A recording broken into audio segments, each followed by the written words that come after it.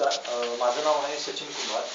मी म्हाडा कॉलनीमधले चेतन सोनके यांच्या घरी आलेलो आहे. तर आपलं नरीश नोनी यांना चालू होतं, पण त्याच्या पहिला त्यांना काय काय त्रास होतो त्यांच्याकडे आपण जाणून घेऊया.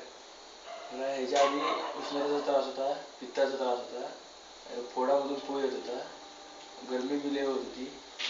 आता त्यांच्या औषधामुळे मला जाणवते. आणि नरीश नोनी आणि आवळा ज्यूस यांना चालू होतं. आवळा ज्यूस घेतल्यापासून तुमचा जो पोटाचा प्रॉब्लेम होता तो कितपत बरा आहे?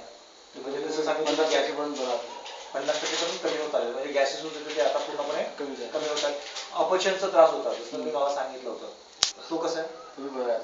बरं ठीक आहे. आता नरीश नोनी तुम्ही घेताय, ठीक आहे, आणि विथ काय घेताय? आवळा ज्यूस पण घेताय. तर त्याच्याने आणखीन काय काय फ्रेश वाटतं? मला पूर्ण फ्रेश होतं सगळं. म्हणजे खूप फ्रेश वाटतंय. आधी जसं तुम्ही दिसत होतं तसं म्हणजे चेंज झालेलं आहे. चेंज झालेलं आहे. तुम्ही पाणी किती पिताय?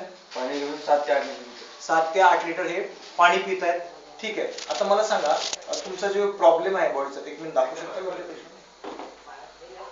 ठीक आहे, त्यांना हा प्रॉब्लेम आहे, स्किनचा प्रॉब्लेम आहे. तर ह्याच्यासाठी आपण नरीश नोनी यूज करतोय आणि आवळा ज्यूस त्यासाठी करतोय. जसं त्यांनी सांगितलं होतं की आवळा ज्यूस घेतल्यानंतर जसं इथे,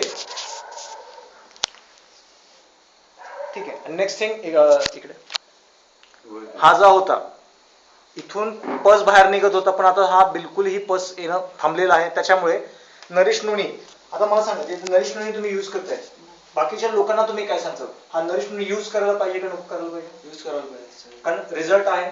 ठीक आहे, थँक्यू.